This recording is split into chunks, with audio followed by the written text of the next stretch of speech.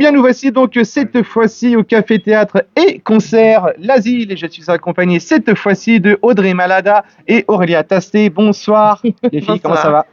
Ça va. Et t'as pas appuyé sur un bouton pour la caméra? Ben non, parce que depuis tout à l'heure ça tourne en fait. Ah ouais. Wow. C'est ce qui me permet, en plus, ce qui me permet d'avoir des petits making-of et tout. Clac, clac, tu vois. Bah oui, on s'adapte, on s'adapte. Hier soir, vous avez joué à guichet complet. Au théâtre pour votre pièce Argent, pudeur et décadence. Alors tout d'abord, moi je voulais savoir, est-ce que l'argent fait le bonheur? Oui. Parce que depuis qu'on en a, Audrey et moi, nous sommes très heureuses. Tout simplement. Enfin, on n'en a pas non plus. Bah, on en a mieux, mais on en voudrait plus. En fait, Audrey est en dépression actuellement parce qu'elle a moins d'argent qu'avant. Ouais. Et moi, j'en ai un peu plus qu'avant parce que voilà. Et puis c'est bien. Oui, l'argent fait le bonheur. Ouais. La réponse de Belle.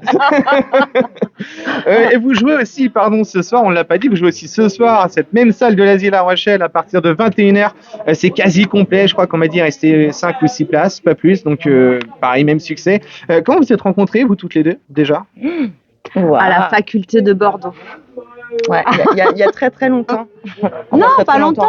Non, une petite vingtaine d'années. Non, arrête. Bah si, maintenant on peut dire une vingtaine d'années quoi. 20 ans. Ouais, 2000. Et après on était en formation théâtre ensemble.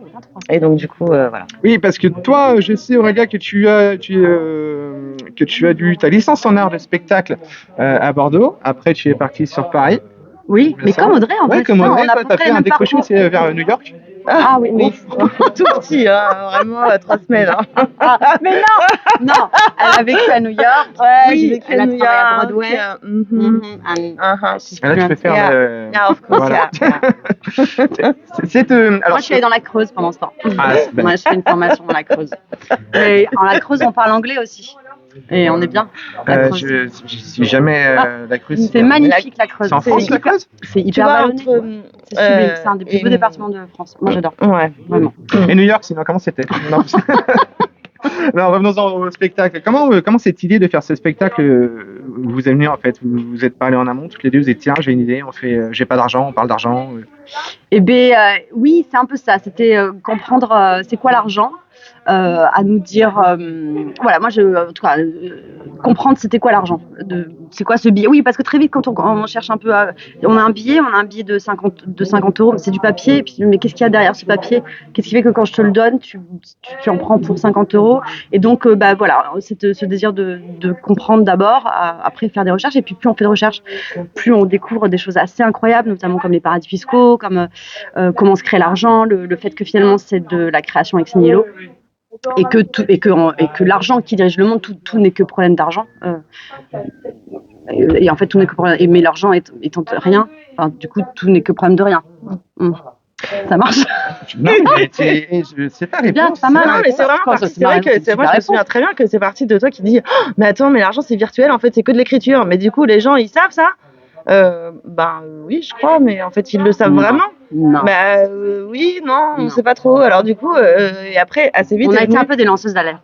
Ah ouais, carrément. Précurseurs. Et en fait, du coup, non, mais est venue assez vite la notion de se dire, mais est-ce qu'on pourrait pas sauver le monde avec de l'argent en fait? Si du coup l'argent c'est juste une écriture, on a qu'à en créer plein, on règle tous les problèmes et puis après, donc c'est parti d'un truc un peu naïf, mais on s'est dit vraiment si on creuse cette question, ça nous emmène nous en fait. Ce qu'ils ont fait avec le Covid finalement, ils ont créé autant d'argent qu'il en fallait pour que personne ne coule. Selon vous, pourquoi est-ce qu'il est tabou de parler d'argent en société?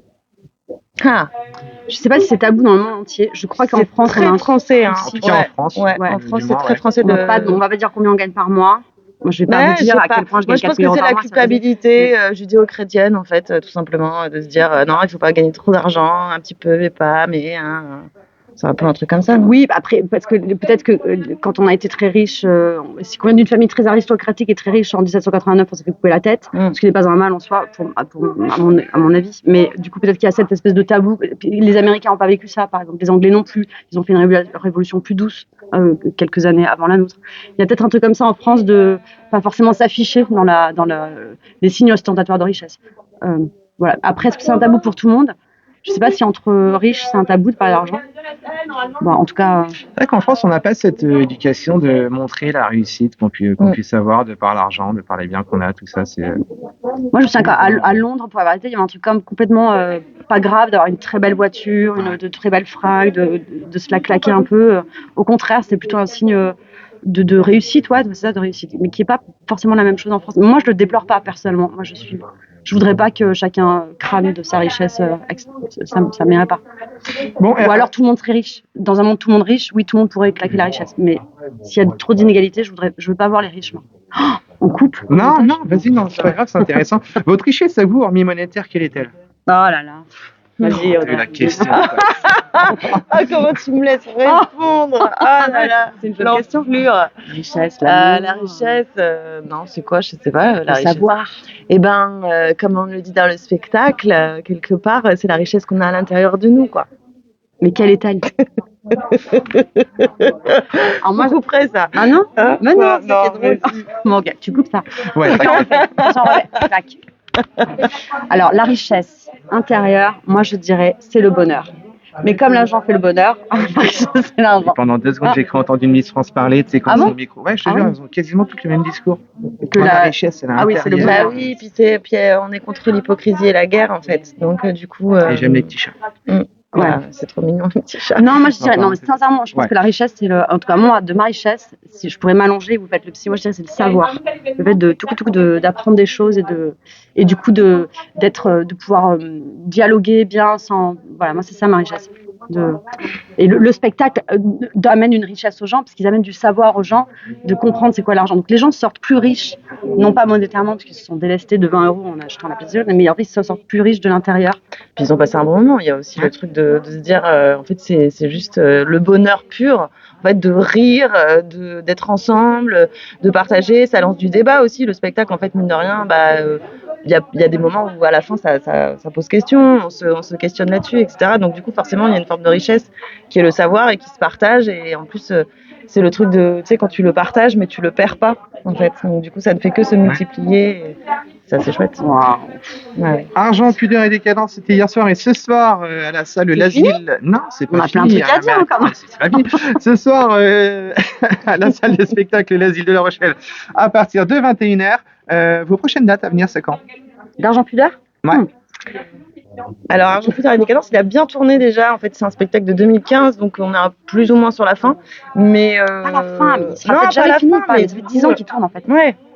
C'est vrai qu'on cherche pas forcément à le diffuser plus que ça, mais du coup je pense que les prochaines dates, c'est à la Case aux Sottises, c'est un festival dans les Pyrénées en juillet, et après on a une date pas loin dans le 77. Ouais, le festival pas loin de la Seine. Festival pas loin de la Seine. Pas trop loin de la Seine dans le 77. Le 24 août, ouais. 25 août. Mais il a beaucoup tourné, voilà, 10 ans. Et on est chacune sur d'autres spectacles, donc ouais. Justement, j'allais y venir. Votre prochaine actu respective, à l'une comme à l'autre, c'est quoi? Toi, c'est demain, je crois. Hein. Oui, moi demain je suis à Caen.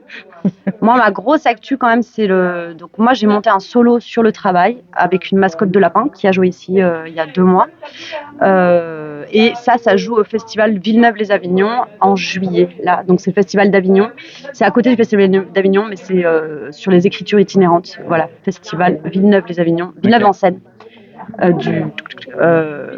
Qui joue en juillet. Et après j'ai plein de dates de tournée, mais ça c'est autre chose. C'est la compagnie, le dénouement qu'on voudrait.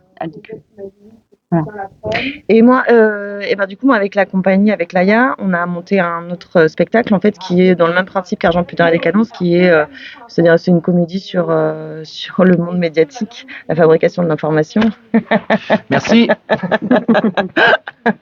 Voilà, on décortique un peu tout ça. Ça s'appelle Madame, Monsieur, Bonsoir. Et pareil, c'est en tournée. Donc le week-end prochain, on est sur 2 festivals. Après, ça tourne beaucoup en festival de rue et tout ça. Le spectacle, je répète, c'est Argent, pudeur et décadence. C'était à la salle de l'Asile le vendredi, samedi à partir de 21h. Vous avez toutes les infos si vous voulez suivre ces 2 superbes comédiennes, Audrey Malada et Aurélia Tasté. Cette interview est maintenant terminée. Nous allons passer à ce que j'appelle la minute blanche, c'est-à-dire que la prochaine minute qui arrive, elle vous appartient. Elle est no censure. Vous pouvez dire faire ce que vous voulez. Elle démarre maintenant.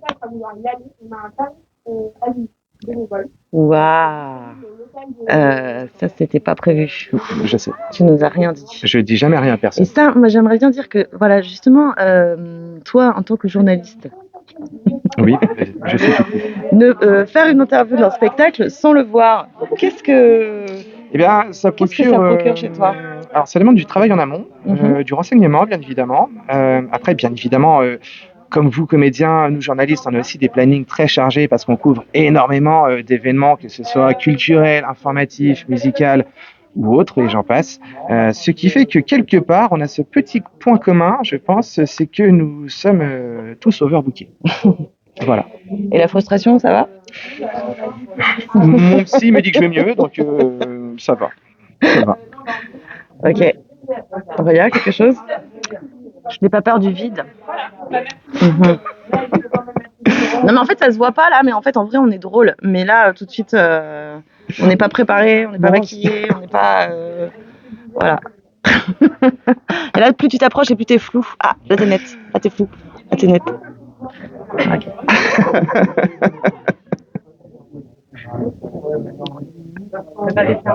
Oh bah si carrément j'ai des cernes. Mais parce qu'en fait moi j'ai carrément des cheveux blancs mais en fait parce que du coup on voit pas des cheveux blancs mais grave. 20 minutes ça dure combien de temps? Oh bah je pense que là on est bien. Je pense qu'on est plutôt pas mal. Audrey Malada et Aurélia Tasty, merci beaucoup d'avoir pris le temps de répondre à mes questions. Bien évidemment pour ce soir je vous dis un gros merde. Voilà. Alors ici ils disent crottin.